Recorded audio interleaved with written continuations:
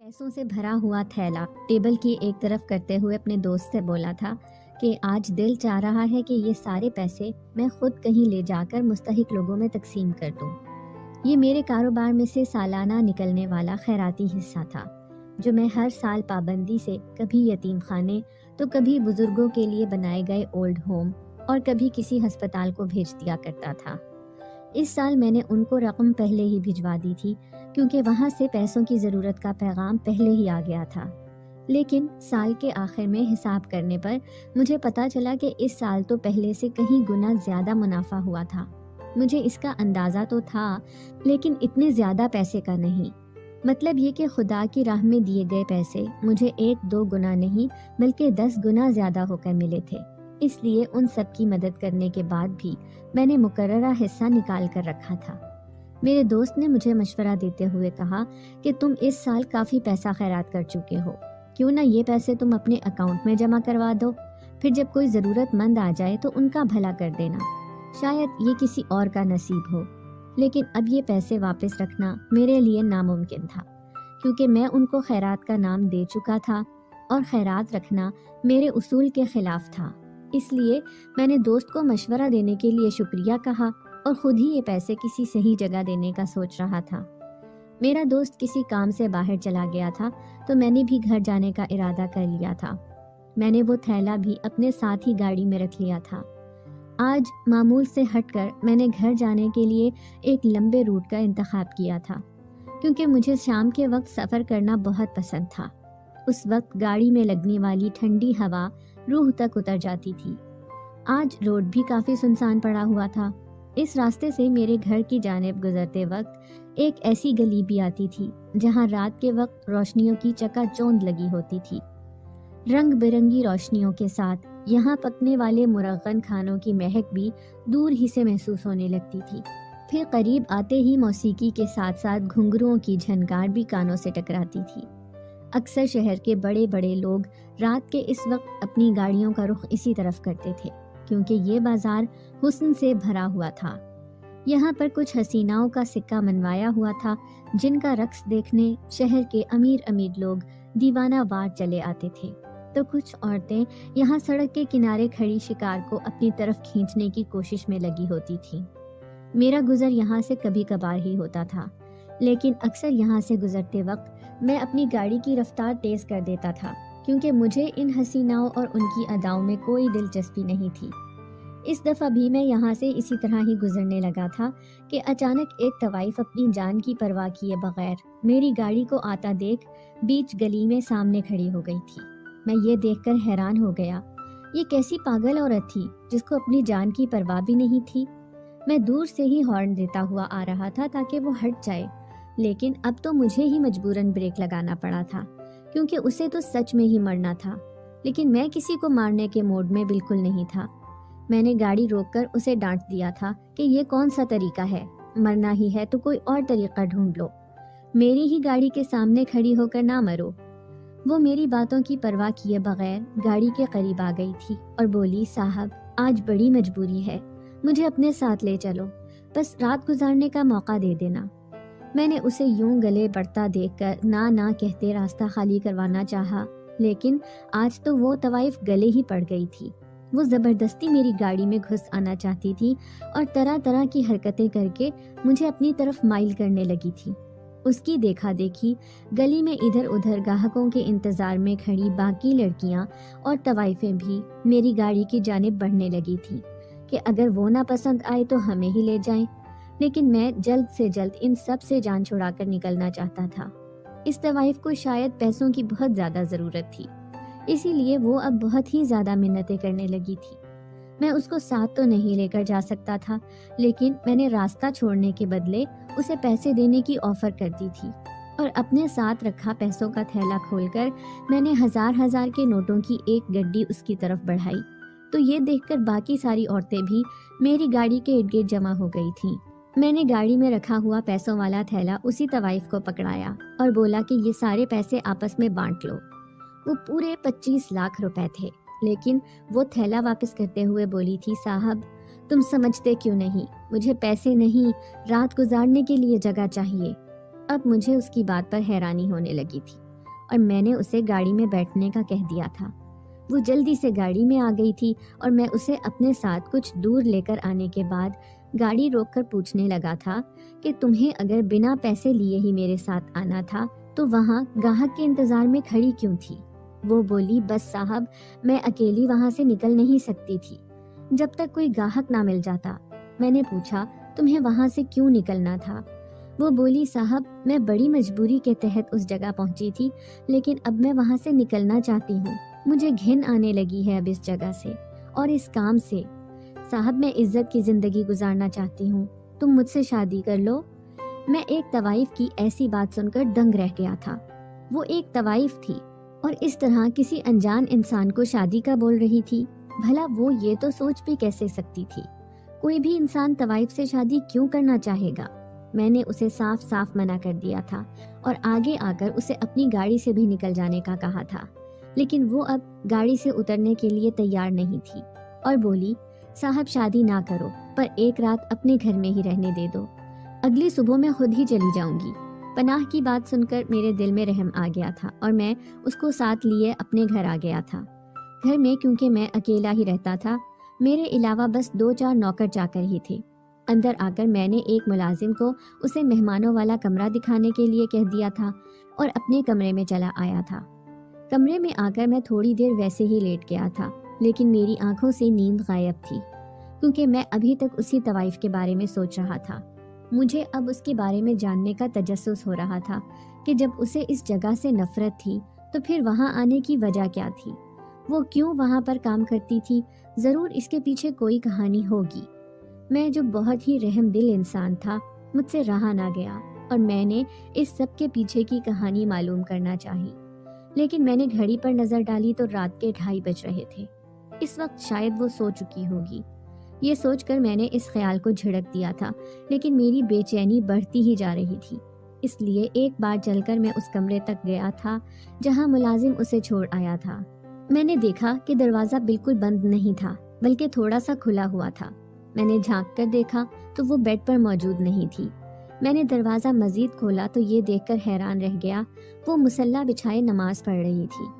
یہ منظر میرے لیے بے حد عجیب تھا کیونکہ طوائف کے بارے میں ہمیشہ ہی میرے دل میں غلط خیال رہا تھا کہ وہ بہت ہی بری عورتیں ہوتی ہیں، لیکن اس طوائف کو دیکھ کر تو میرے خیالات بدلنے لگے تھے۔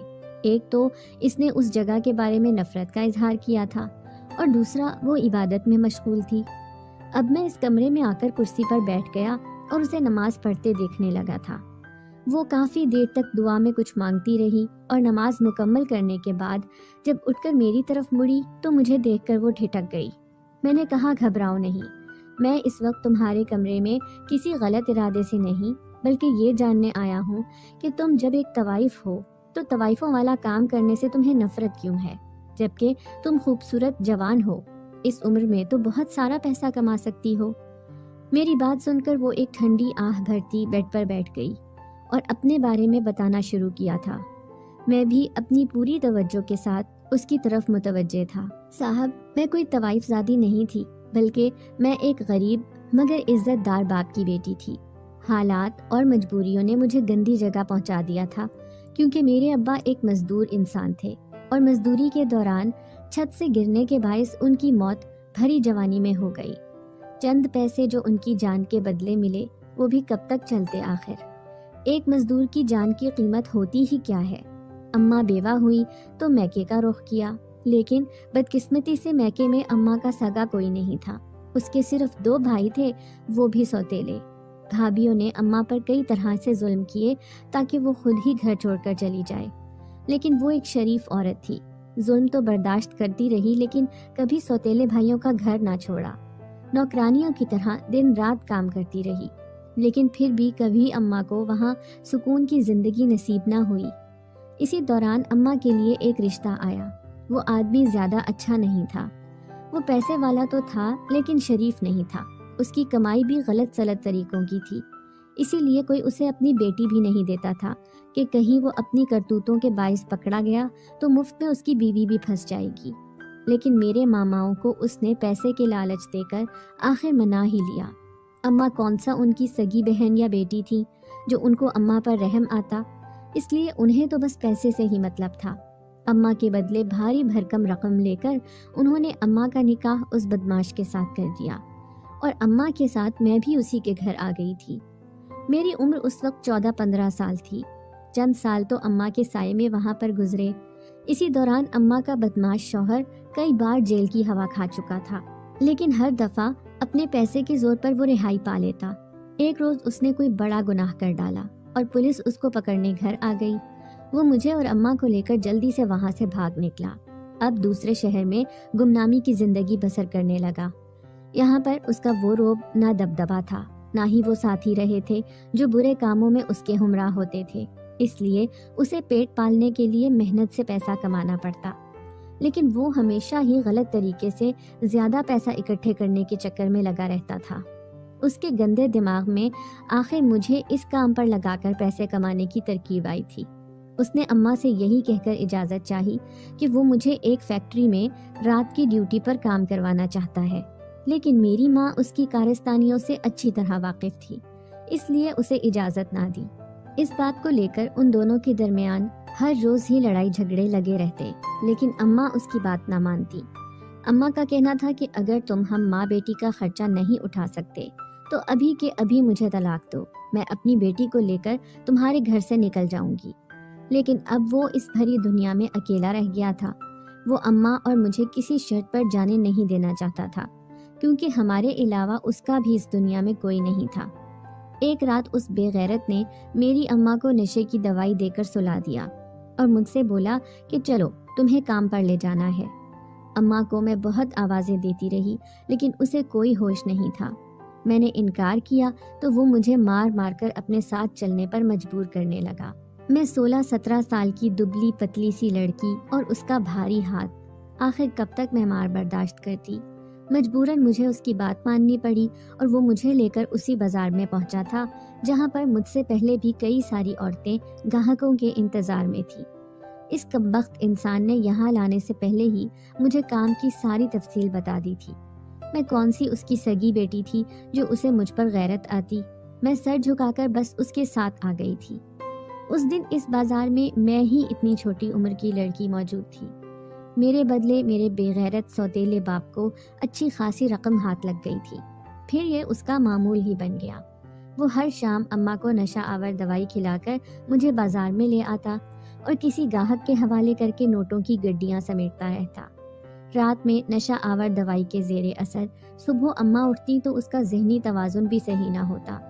وہ شدید سر درد کی وجہ سے ٹھیک سے اٹھ بھی نہ پاتی تھی اور سارا دن بستر سے لگی ہوتی۔ میرے سوتیلے باپ کی کمائی کا ذریعہ، کیونکہ اس شہر میں اب فقط میں ہی رہ گئی تھی، اس لیے اس نے میری اماں کو ہی مجھے اپنے پاس پھنسائے رکھنے کا ذریعہ بنا لیا تھا، ورنہ تو اماں کی اب اسے کوئی ضرورت بھی نہیں رہی تھی۔ وہ دن بھر خود عیاشیاں کرتا پھرتا، بس ہم دونوں کو 2 وقت کی روٹی ہی لا کر دیتا تھا۔ اس عمر میں نہ مجھ میں اتنی ہمت تھی اور نہ ہی اتنی سمجھ کہ میں اپنی اماں کو وہاں سے لے کر نکل جاتی۔ اسی لیے میں اسی شخص کے رحم و کرم پر زندگی گزار رہی تھی، یہاں تک کہ میری عمر 20 سال تک پہنچ گئی اور میری اماں کئی سالوں سے اذیت ناک تکلیف میں رہنے کے بعد بالآخر اپنے مالک حقیقی سے جا ملی۔ میری اماں فوت ہوئی تو مجھے بھی اس شخص سے رہائی کی فکر لگ گئی۔ میں جو اتنے سالوں تک اس کے آگے مجبور تھی، اب اس کے چنگل سے نکلنا چاہتی تھی، جس کے لیے میں کئی بار اس کے گھر سے بھاگی بھی تھی، لیکن یہاں نئے شہر میں بھی اس نے اپنے جیسے لوگ ڈھونڈ ہی لیے تھے اور انہی بدماشوں کی وجہ سے ہر بار وہ مجھے ڈھونڈ نکالتا اور مارتا۔ اس کی مار کھا کر میں پھر اسی کام پر جانے کے لیے مجبور ہو جاتی اور کسی نہ کسی گاہک کے ساتھ رات گزارنے کے بعد واپس اسی کے پاس لوٹتی، کیونکہ کوئی بھی گاہک مجھے ہمیشہ کے لیے اپنے ساتھ لے جانے پر تیار نہیں ہوتا تھا۔ ہر کوئی رات گزاری کے لیے ہی ساتھ لے کر جاتا اور رات کے اندھیرے میں ہی واپس وہیں پھینک جاتا۔ میں واپس اس درندے کے پاس نہ جاتی تو اور کہاں جاتی؟ ظلم کی انتہا سہنے کے بعد بھی میں اسی کے گھر زندگی گزار رہی تھی۔ کل رات میری طبیعت بہت خراب تھی، شدید بخار اور ٹھنڈ کی وجہ سے اٹھا بھی نہیں جا رہا تھا۔ میں نے سوتیلے باپ سے کہا کہ آج کی رات معاف کر دو، میں کام پر نہیں جا سکتی۔ اس نے مجھے بخار کی دوائی پلائی اور کام پر جانے کے لیے مجبور کرنے لگا۔ میں گلی میں کھڑی بخار سے تپ رہی تھی، تبھی آپ کی گاڑی کو آتا ہوا دیکھ کر میں سامنے کھڑی ہو گئی تھی کہ کوئی اور طوائف آپ کے ساتھ چلی جائے اس سے پہلے میں آپ کے ساتھ بیٹھ جاؤں۔ اسی لیے میں آپ کی اتنی منتیں کرنے لگی تھی کہ ایک رات کی پناہ دے دیں۔ رات آپ کے پاس گزار کر میں واپس اسی درندے کے گھر چلی جاؤں گی۔ میرے پاس کچھ پیسے موجود تھے، میں اسے کہوں گی کہ یہ میری رات کی کمائی ہے۔ اسے تو ویسے بھی پیسے سے مطلب تھا، اسے پیسہ مل جائے گا اور اس کا منہ بند ہو جائے گا۔ اس کی پوری کہانی سن کر مجھے اپنا بچپن یاد آ گیا تھا۔ میں بھی تو اسی کے جیسا تھا، مجبور، یتیم اور بے سہارا، لیکن فرق اتنا تھا کہ وہ ایک عورت تھی جو اپنی عزت محفوظ نہ رکھ سکی، اور میں مرد تھا اس لیے اپنے پیروں پر کھڑا ہو گیا تھا۔ اس لیے میں نے فیصلہ کر لیا تھا کہ اب وہ میرے گھر سے بے آسرا ہو کر نہیں نکلے گی، بلکہ میں اس سے شادی کروں گا۔ میں اسے آرام کرنے کا بول کر اس کے کمرے سے نکل آیا تھا، کیونکہ اب تک رات بہت زیادہ ہو چکی تھی اور فجر ہونے میں کچھ ہی وقت باقی رہ گیا تھا۔ میں اپنے کمرے میں آ کر سو گیا تھا۔ صبح میری آنکھ ذرا جلدی ہی کھل گئی تھی، کیونکہ مجھے یہ فکر لگی ہوئی تھی کہ کہیں وہ صبح صبح گھر سے بنا بتائے نہ نکل جائے۔ میں کمرے سے باہر آیا تو وہ بھی تب تک اپنا بیگ کاندھے پر لٹکائے جانے ہی والی تھی۔ میں نے اس سے پوچھا کہ کہاں جا رہی ہو؟ وہ بولی واپس اسی جہنم میں جہاں پر جلنا شاید میرا مقدر ہے۔ میں نے کہا نہیں، اب تمہارا مقدر بدلنے والا ہے، کیونکہ میں نے فیصلہ کر لیا ہے، میں آج ہی تم سے نکاح کروں گا۔ وہ پلٹ کر میری جانب دیکھنے لگی۔ اس کی آنکھوں میں بہت چمک آ گئی تھی اور اس کے چہرے سے خوشی پھوٹنے لگی تھی۔ پر امید نظروں سے میری جانب دیکھنے کے بعد تھوڑی ہی دیر میں وہ کچھ سوچ کر بولی تھی کہ نہیں صاحب، میں آپ سے شادی نہیں کروں گی۔ کل رات بھلے ہی میں نے آپ سے کہا تھا کہ آپ مجھ سے شادی کر لیں، لیکن رات آپ کے گھر میں رہ کر مجھے اندازہ ہو گیا ہے کہ آپ کتنے بھلے انسان ہیں۔ آپ کی جگہ اگر کوئی بھی اور مرد ہوتا تو وہ یقیناً اپنے گھر میں میری موجودگی کا فائدہ ضرور اٹھاتا، پر آپ ہی وہ ایک ایسے نیک مرد ہیں جنہوں نے ایک طوائف کو پوری رات اپنے گھر میں تحفظ فراہم کیا۔ اس لیے میں جلد سے جلد آپ کے گھر سے نکل جانا چاہتی ہوں، تاکہ میں آپ کے لیے بھی بے عزتی اور بدنامی کا باعث نہ بنوں۔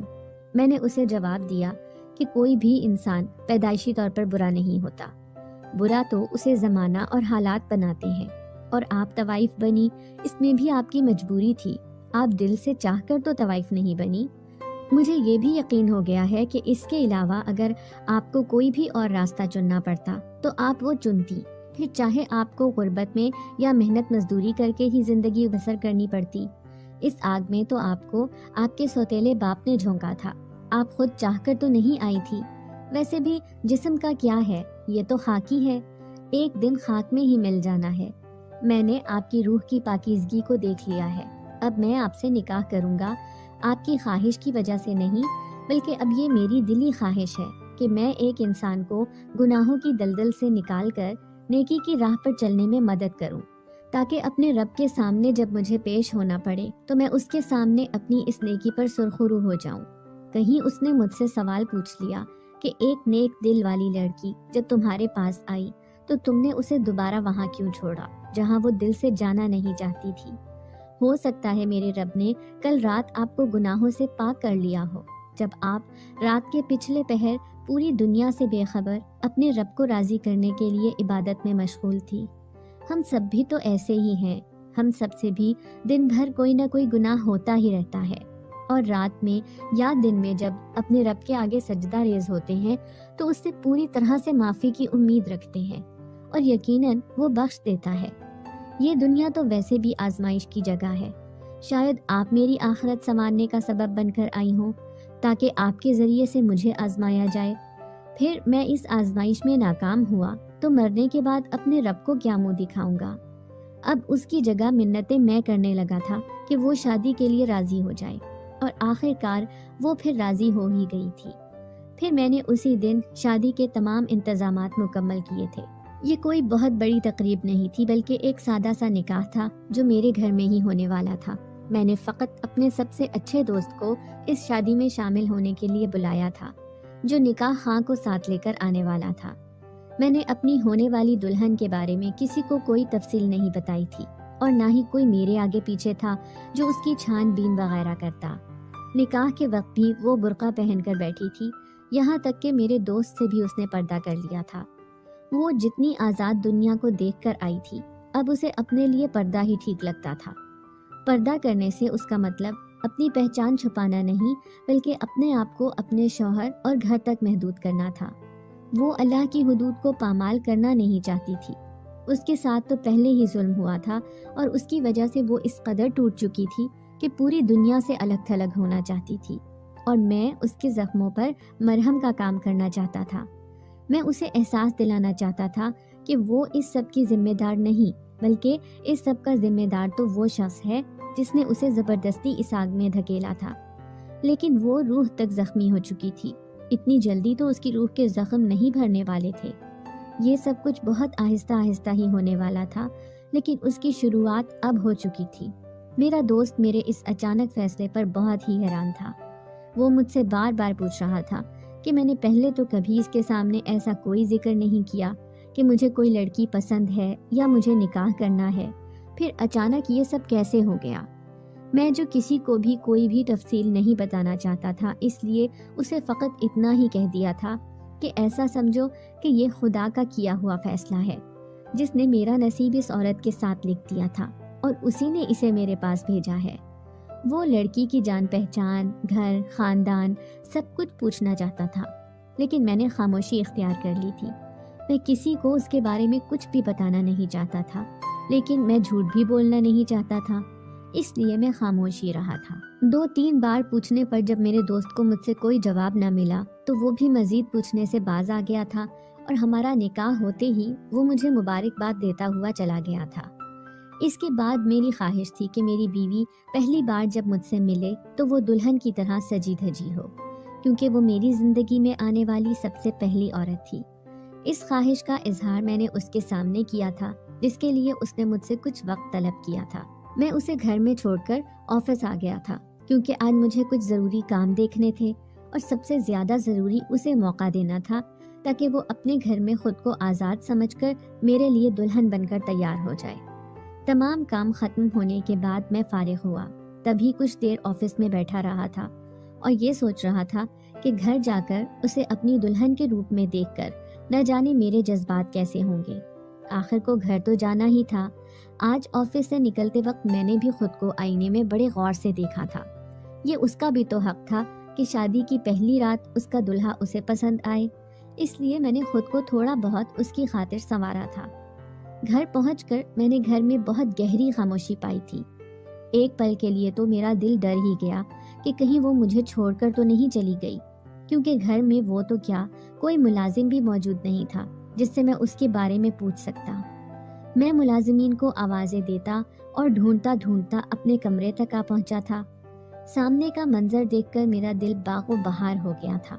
میرا کمرہ پھولوں کے ساتھ سجا ہوا تھا، اور بیڈ کے بیچوں بیچ وہ لال رنگ کے جوڑے میں ملبوس، پورا گھونگھٹ ڈالے دلہن بنی میرا انتظار کر رہی تھی۔ اب تو اسے دیکھ کر میرا دل زور زور سے دھڑکنے لگا تھا۔ میں کیسا پاگل انسان تھا، آج میری شادی کی پہلی رات تھی اور میں منہ دکھائی کے لیے اپنی دلہن کے لیے کوئی تحفہ بھی نہیں لایا تھا۔ پھر بھی اب گھر میں آ گیا تھا تو ہمت کر کے اس کے پاس پہنچا تھا۔ میں نے سب سے پہلے اسے سلام کیا تو اس نے بڑی میٹھی آواز میں میرے سلام کا جواب دیا تھا۔ میں نے قریب ہو کر جب اس کا گھونگھٹ کھولا تو سچ میں ہی مجھے اپنے نصیب پر ناز ہونے لگا تھا۔ وہ چاند کا کوئی ٹکڑا نہیں، بلکہ وہ آج چاند کو بھی مات دے رہی تھی۔ اس قدر حسین چہرہ دیکھ کر میں اپنے ہوش ہی کھونے لگا تھا۔ مجھے اپنی بیوی سے پہلی رات شدید محبت ہونے لگی تھی۔ میں نے اس کا ہاتھ پکڑ کر اس سے کہا تھا کہ میں منہ دکھائی کے لیے تحفہ لانا تو بھول ہی گیا۔ وہ بولی کہ جتنا بڑا تحفہ آپ نے مجھے عزت بخش کر دیا ہے، اس کے سامنے تو دنیا کی تمام دولت بھی حقیر ہو جاتی ہے۔ سچ میں آپ ایک عظیم انسان ہیں جس نے اتنا بڑا فیصلہ کرنے کی جرت کی ہے، ورنہ ایک طوائف کو اپنی دلہن بنانے کا کوئی سوچ بھی نہیں سکتا۔ میں نے ایک دم سے اپنا ہاتھ اس کے ہونٹوں پر رکھ دیا تھا اور بولا کہ خبردار، آج کے بعد اپنے لیے طوائف کا لفظ استعمال مت کرنا۔ تم میری اور اس گھر کی عزت ہو۔ آج کے بعد میری بیوی کے بارے میں کوئی ایسا لفظ بولنے کی جرت بھی نہیں کر سکتا۔ اس نے اپنے ہونٹوں پر رکھا ہوا میرا ہاتھ اپنے ہاتھ میں پکڑ کر چوم کر اپنی آنکھوں پر رکھ لیا تھا اور بولی کہ مجھے معاف کر دیں، آج کے بعد غلطی سے بھی میں یہ لفظ اپنی زبان پر نہیں لاؤں گی۔ پھر بہت ساری محبت بھری باتوں کے ساتھ ہماری حسین رات کی شروعات ہوئی تھی، جس میں نیند کا دور دور تک کہیں نام و نشان بھی نہیں تھا۔ اگلی صبح ہم دونوں بہت دیر تک سوتے رہے تھے۔ گھر میں پوری خاموشی چھائی ہوئی تھی، نہ کوئی ملازم ابھی تک اٹھانے آیا تھا۔ میری آنکھ کھلی تو وہ اس وقت واش روم میں تھی، شاید ابھی ابھی وہ اٹھ کر نہانے گئی تھی، اور میں وہیں بیڈ پر لیٹا اپنی خوش نصیبی پر مسرور ہو رہا تھا۔ میری بیوی نے میری زندگی میں آ کر مجھے اس قدر خوشی دی تھی کہ اس کے لیے میں جتنا شکر ادا کروں وہ کم تھا۔ ابھی میں اس کے بارے میں ہی سوچ رہا تھا کہ وہ نہا کر نکل آئی تھی، اپنے گیلے بالوں کو خشک کرتے ہوئے وہ بہت ہی خوبصورت لگ رہی تھی۔ میں وہیں لیٹا اسے دیکھ رہا تھا۔ اس نے مسکرا کر پوچھا کہ کیا سوچ رہے ہیں؟ میں نے جواب دیا کہ میری زندگی میں شامل ہونے کے لیے تمہارا شکریہ ادا کرنا چاہتا ہوں۔ وہ ہنس کر بولی تھی کہ اب تو ساری زندگی آپ کے ساتھ ہی گزارنی ہے، شکریہ پھر کبھی ادا کر لیجئے گا۔ ابھی اٹھ کر نہا لیں، میں آپ کے لیے ناشتہ بنانے جا رہی ہوں۔ میں واش روم میں چلا گیا تھا اور اس نے کچن سنبھال لیا تھا۔ ناشتے کی میز پر آ کر مجھے احساس ہوا کہ اسے تو ہر کام ہی بڑا خوب آتا تھا۔ اس نے میرے ملازموں سے کہیں زیادہ بہتر ناشتہ تیار کیا تھا۔ میں ادھر ادھر دیکھ کر پوچھنے لگا کہ آج کوئی ملازم نظر نہیں آ رہا۔ تب اس نے بولا کہ کل میں نے سارے ملازموں کو چھٹی دے دی تھی۔ میں نے پوچھا اچھا وہ کس لیے؟ تب وہ بولی کہ آپ کے گھر میں تمام ہی ملازم مرد حضرات تھے، اور اب میں نہیں چاہتی کہ آپ کے علاوہ مجھ پر کسی بھی مرد کی نظر پڑے، اس لیے گھر کے سارے کام میں خود ہی کر لیا کروں گی۔ ویسے بھی مجھے کہیں آنا جانا نہیں ہے تو گھر میں فارغ بیٹھ کر بور ہو جاؤں گی۔ میں نے کہا اب آپ ہی اس گھر کی ملکہ ہیں، جو چاہیں کریں اور جسے چاہیں ملازم رکھیں یا نہ رکھیں، میں آپ کے فیصلے پر اف تک نہیں کروں گا۔ اس نے مجھے بہت ہی پیار سے آفس کے لیے روانہ کیا۔ ہماری زندگی بہت ہی اچھی گزر رہی تھی۔ جب ایک روز میں اپنے دفتر میں بیٹھا ہوا تھا تو میرے نمبر پر کسی انجان شخص کی کال آئی۔ میں نے اس سے کال کرنے کی وجہ پوچھی تو اس نے جو کہا وہ سن کر میرے ہوش اڑ گئے تھے۔ اس نے کہا کہ جس لڑکی کو تم نے اپنے پاس قید کر رکھا ہے اسے جلد سے جلد واپس بھیجو، ورنہ اپنی جان سے ہاتھ دھو بیٹھو گے۔ وہ یقیناً میری بیوی کا سوتیلا باپ تھا جو اپنی بدماشی پر اتر آیا تھا۔ ہماری شادی کو 1 ماہ سے زیادہ کا عرصہ گزر چکا تھا۔ اتنا وقت وہ نہ جانے کیوں چپ رہا تھا، اور اب اسے کیسے پتا چلا کہ وہ میرے پاس تھی، جس کے لیے وہ میری جان کا دشمن بن گیا تھا۔ میں اسے کوئی بھی جواب دینے کے لیے تیار نہیں تھا، اس لیے اس نے مجھے آج شام تک کا وقت دے کر پھر فون کرنے کا کہہ دیا تھا۔ میں بہت دیر تک آفس میں بیٹھا اس مسئلے پر سوچتا رہا، لیکن میں کسی نتیجے تک نہیں پہنچ پا رہا تھا کہ مجھے کیا کرنا چاہیے۔ میں اپنی بیوی کو اس کے پاس واپس تو کسی صورت نہیں بھیج سکتا تھا، لیکن پولیس کی مدد لینے کا بھی رسک نہیں لے سکتا۔ وہ بہت ہی زیادہ بدماش آدمی تھا اور کچھ بھی کر سکتا تھا، یہ تو میں اپنی بیوی سے پہلے ہی سن چکا تھا۔ اس لیے اسے کوئی جواب دینے سے پہلے میں سوچ سمجھ کر قدم اٹھانا چاہتا تھا۔ میں گھر جا رہا تھا تاکہ بیوی کو بتا سکوں کہ اس کے سوتیلے باپ نے اس کا پتہ لگا لیا ہے، لیکن گھر پہنچ کر اس نے جو خبر مجھے سنائی وہ سن کر تو میں وہ بات کہہ ہی نہیں پایا تھا، کیونکہ وہ اتنی خوش تھی اور آتے ہی میرے سامنے مٹھائی کی پلیٹ لے کر کھڑی ہو گئی تھی۔ میں نے حیرانگی سے پوچھا کہ مٹھائی کس بات کی خوشی میں؟ تو وہ بولی کہ ہمارے ہاں کوئی تیسرا بھی آنے والا ہے۔ میں ہکا بکا ہو کر پوچھنے لگا تیسرا کون؟ تو اس نے کہا آپ باپ بننے والے ہیں۔ میں یہ خوشخبری سن کر تو جو بات بتانے آیا تھا وہ دل میں ہی رکھ لی، کیونکہ ایسے وقت میں اسے کوئی پریشانی نہیں دینا چاہتا تھا۔ اب اس کے سوتیلے باپ سے مجھے خود ہی نمٹنا تھا۔ اس نے پہلے ہی مجھے شام تک جواب دینے کا بولا تھا، اس لیے مجھے پھر سے اس کی کال کا انتظار تھا۔ میں شام کو گھر سے نکل آیا تھا تاکہ بیوی کے سامنے ایسی کوئی بات نہ ہو۔ تھوڑی دیر گزرتے ہی اس شخص کی کال آ گئی تھی۔ میں نے اسے پوچھا کہ اس لڑکی کے بدلے کتنی رقم لوگے؟ اس نے کہا یہ 1-2 روز کی بات نہیں، وہ میری زندگی بھر کی کمائی کا ذریعہ تھی، میں اس کے بدلے کوئی قیمت نہیں دے سکتا۔ میں نے کہا مل لو، میں تمہیں منہ مانگی قیمت دوں گا۔ اس نے ملنے کے لیے ایک جگہ بتائی اور بولا کوئی بھی چالاکی کی تو جان سے جاؤ گے۔ میں نے پہلے ہی اپنے دوست کو پولیس کے ساتھ وہاں پہنچنے کا بول دیا تھا۔ وہ ان لوگوں سے چھپ کر میرے پیچھے پیچھے آ رہا تھا۔ میری بیوی کا سوتیلا باپ مجھ سے ملا۔ میں نے اس سے پہلے اپنے فون پر ریکارڈنگ آن کر دی۔ وہ بولا کہ میری بیٹی کہاں ہے؟ میں نے کہا وہ اب میری بیوی ہے، اس نے اپنی مرضی سے میرے ساتھ نکاح کیا ہے، ویسے بھی تم سوتیلے باپ ہو، اس پر کوئی حق نہیں رکھتے۔ وہ خود ہی اب بول پڑا کہ اس کمینی کی ہمت کیسے ہوئی، مجھے دھوکہ دے کر شادی کر لی۔ اس کو میں نے گالی دینے پر تھپڑ مارا تو آس پاس چھپے اس کے ساتھی نکل آئے اور مجھ پر حملہ آور ہونے لگے، تو میرا دوست بھی پولیس سمیت سامنے آ گیا تھا اور دیکھتے ہی دیکھتے وہ سارے بدماش پولیس کے قبضے میں آ گئے تھے۔ میں نے اس کی ریکارڈ کی ہوئی وائس پولیس کو فارورڈ کر دی تھی، جس میں اس نے خود ہی بولا تھا کہ اس کے ذریعے میں ہر روز پیسے کماتا تھا۔ باقی کا سچ بھی پولیس اس سے اچھی طرح اگلوانے والی تھی، کیونکہ میں نے اپنے دوست کو کہہ کر اس کے خلاف کافی تگڑا کیس ڈال دیا تھا۔ میں یہ سب کاروائی کرنے کے بعد گھر لوٹا تو میری بیوی میری حالت دیکھ کر پریشان ہو گئی تھی، لیکن اس کے سامنے میں نے ایسی کوئی بات نہ بولی تھی اور کوئی بہانہ بنا لیا۔